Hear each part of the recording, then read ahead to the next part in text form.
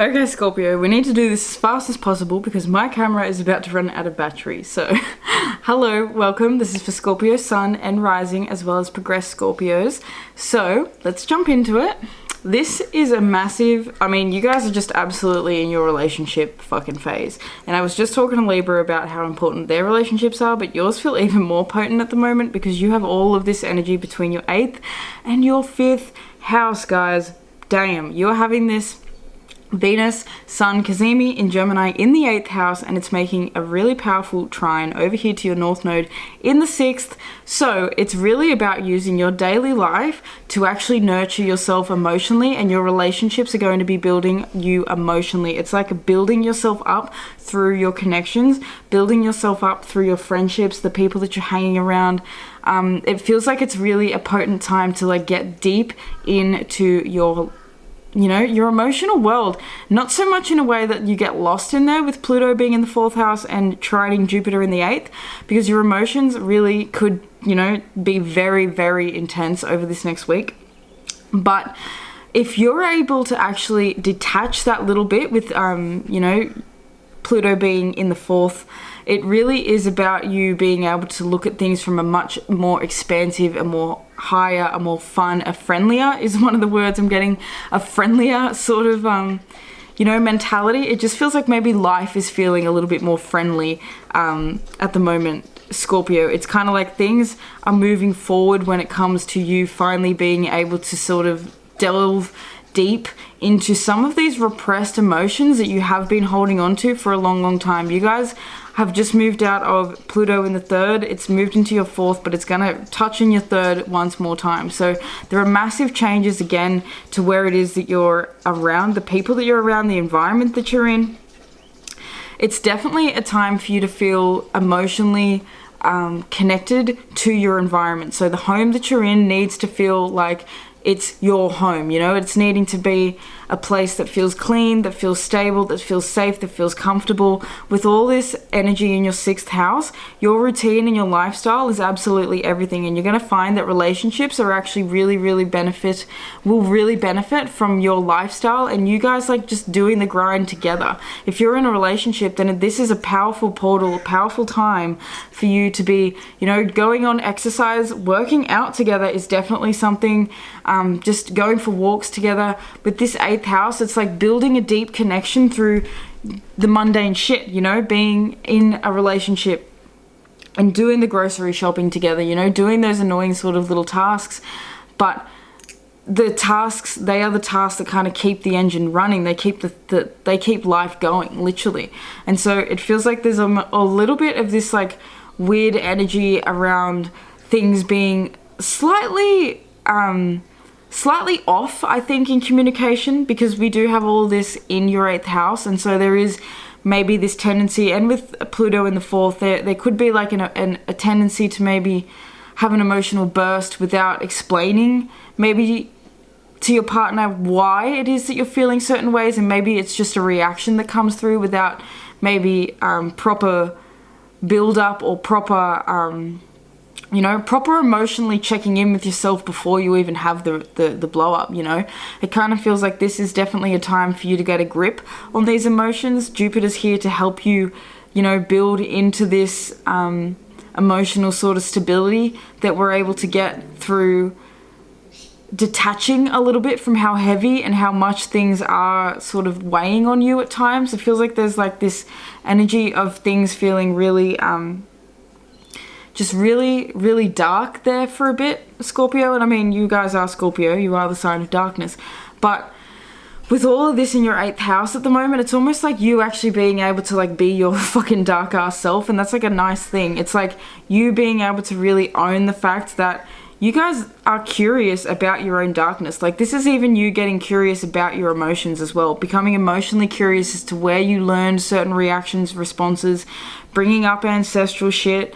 Do you react really angrily every time you hear your partner throwing the dishes in the sink? Because when you're a child, your parents, their angry response was to throw the dishes in the sink and to clean the house in a very angry way, So it's are you noticing similar things like that popping up in yourself or in your partner? Where is that mirror sort of showing itself to you? because it feels like there is a connection, and it feels like the relationships that you're around, that you're in at the moment, are really like, it's feeling like very much divine timing, very much divine energy that is showing you where, you know, maybe you need to look at your triggers, you know. And I'm a very late degree Libra rising, so a lot of my planets are actually, even as a Libra, are actually in the houses that you have your planets in, Scorpio. And so I'm really listening to myself, and I'm going, holy shit, this is exactly what it is that I'm going through. It's really this learning that it's like, holy fuck, I can be a little bit intense. Camera did actually run out, so you are going to have to deal with this shittier quality. That's all right. Well, I think that's a sign that we can wrap things up anyway. But yeah, just I want you guys to really start paying attention to the responses that you're having in relationships and in your connections, because, you know, we've got this Moon-Uranus conjunction coming in this week, just as it's balsamic, as the moon is balsamic. Listen, I can't even speak. As it moves into this new moon that's going to be in your 8th house. So it really is about you sort of clearing up and clearing through your responses in relationships. Are you being, you know, a little bit difficult to work with and deal with sometimes? We have loyalty coming through with the red, what is it? The red crowned crane. So look, Libra just got this as well. And I feel like Libra and Scorpio is definitely very similar. And look, let's shuffle these again, because I shuffled the shit out of these before I started filming, and the same motherfucking cards are coming out, and I just ain't having that. Ancestors, are you fucking serious? So yeah, that's definitely the thing. It's your ancestors that, you know, have given you certain reactions. You know, we sort of, like, I've said this in so many readings, but we really do become essentially little sponges to our parents, and the way that they connected and the way that they loved and all those sorts of things. So we learn love by the way that we're loved. And so for you guys, Scorpio, it's about you sort of relearning with Chiron being in the 6th house, and it connecting with the Sun and Venus in its Cazimi in the 8th. It really does feel like you kind of relearning how to actually emotionally really connect with someone, because it feels like with all this energy in your 8th, Gemini, you can talk, you know, about connection and all that sort of stuff, but sometimes it's hard for you to actually feel connected.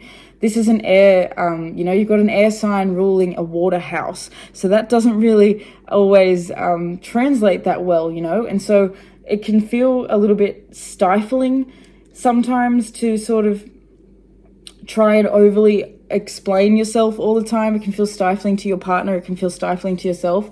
So it's almost like you just needing to be really like emotionally aware and emotionally mature at the moment, and you being very much, you know, in this energy of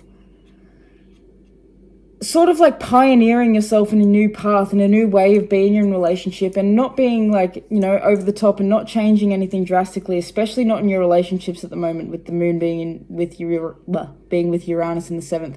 It's definitely not a time for you to make big spontaneous huge shifts and changes in your relationships, but it definitely is a time for you to be aware of how your ancestry has brought you to this point that you're at now.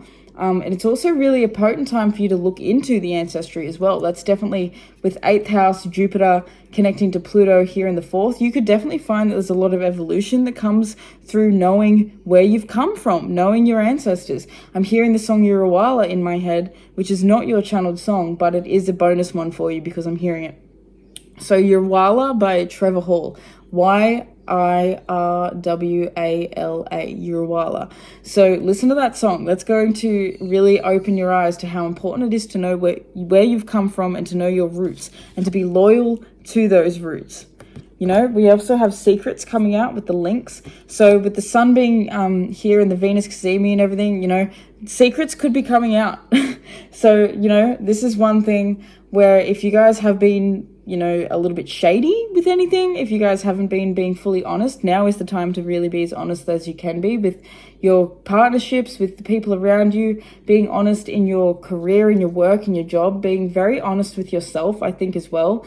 This is an energy at the moment where you guys are really needing to sort of ground into reality, especially with Saturn being in the 5th house. It's kind of like grounding this joy into something that is tangible. And I feel like where you get lost at the moment with this South Node Lilith conjunction in your 12th house, it's definitely that you can get lost in just being way too emotionally involved. You guys don't be watching too much TV and getting lost in that sort of thing and getting lost in a fantasy. This is about you guys needing to actually see what's real and see what's right in front of you and to move forward in that, you know, and to sort of be dreamy as all fuck and all that sort of energy, because, you know, you guys have got Pisces in the 5th house. You know, it makes you happy to be in fantasy. It makes you happy to be in that sort of energy. But don't allow yourself to be tricking yourself, if you know what I mean. This is about discernment, and with all this Gemini in your 8th house, it's about getting really factual with yourself about why and how you feel certain ways.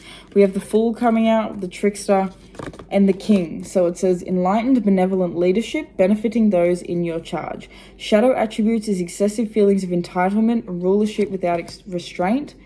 The Fool is fearlessly revealing emotion, helping people laugh at absurdity and hypocrisy, and the shadow attribute is using humor to wound rather than liberate, denial of your emotional truth. And that can be very much 4th house Pluto Aquarius, is like laughing it off and not actually doing the deep work, where it's like, no, I need to actually see like where this emotion comes from, even why it feels so deep and why it feels so dark. It's being curious about that part of yourself instead of just brushing it off and going, well, that doesn't even matter. I'm just going to avoid my emotions. I'm going to avoid this big black hole that's inside of me and just keep tricking myself in playing with magic, you know, and getting lost in my delusions sort of stuff and going into the South Node and going, no, I'm just going to fucking pretend that nothing's actually happening, you know. This is getting really serious with yourself. It says transcending convention, stuffiness, and predictable behavior. So it is about doing something a little bit different. And I feel like that's responding differently, taking charge in your relationships, you know, not being so passive to your own emotions in a way. I feel like this is your time to get really, really deep and to get really, to work on yourself. Wheel of Fortune. Work on yourself through your relationships. We have the Knight of Wands coming out with the Page of Swords in reverse. We have the 7 of Coins and the 6 of Cups with this Wheel of Fortune. So it is definitely, the wheel is changing, the wheel is turning. You guys have your soulmate connections. You have the connections around you at the moment that are the ones that are meant to stick around. So don't trick yourself into thinking that because things aren't moving as quickly as you want them to, that, you know, things aren't how they're supposed to be. There is this energy of you wanting to like always do everything so quickly. And that's probably because, you know, we have this Gemini on the 8th. It's like you're wanting to even process your emotions really quickly. And it's a time for you to not move so quickly with this 7 of Coins and the 6 of Cups. It's allowing your emotions to actually grow something and to build into something, and investing yourself in your emotions and in your emotional health and in your mental health too. So the worst thing you could be doing is losing yourself in your mental health, and be careful this week with your mental health. If you're noticing that your mental health is really, really bad, exercise is the key. With this 6th house Aries, all this energy, we got Chiron, North Node, it's moving to this, hitting the Sun in the 8th. The best thing you could do is to work through your emotions through exercise, whether it's yoga, whether it's going for a run, maybe it's even boxing, Scorpio. Like doing something that's actually going to let this energy out, because it does feel like there is a shift that's coming in this week, and it's going to feel maybe a little bit emotional and a bit like, holy shit. But that is in order to sort of propel you forward, and you're going to find that there's a lot of joy that comes through moving your actual body, because it's going to get you in this feeling like you've got it like sort of got it under control, you know, Scorpio. It feels like sometimes the worst thing is just when we feel like everything's chaotic around us and we just need to go for a run and just take control of our body for a moment, you know. It's as simple as that sort of stuff. So anything else? I feel like let's pull one last card. We have the Wolf and authenticity. So being as authentic as you possibly can be in all of your relationships, in all of your connections. Things are, you know, it feels like you're almost going to have to be facing something this week, facing an emotion, facing a darkness, facing something that just feels really uncomfortable, that feels maybe like you know, it could even be a little unexpected. It could just be like this big shift, even in your home environment, you know. It could be even in the family. There's just like a big transformation that's coming through this week. And so the best thing you can do is be authentic with yourself about your emotions, and so this is very much giving me Aquarius 4th house vibes.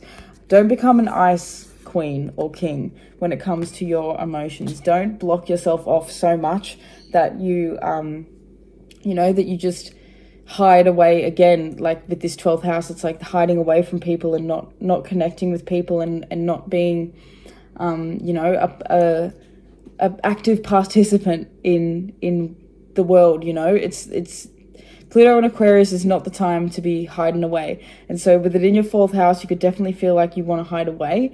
And so it's like, and it's basically an opportunity with this Jupiter connection to sort of see where, yes, have a bit of like this energy of keeping yourself safe and keeping yourself in, you know, a vibe of being able to like hide yourself away and to hermit when you need to, but also come out of the cave. You know, you can't always be hidden behind the screen is kind of the vibe that I'm getting. So Scorpio, that is what I have for you, my loves. I hope that you enjoyed that. Make sure you check out your channeled song, and I will see you guys in your next reading next week. Peace.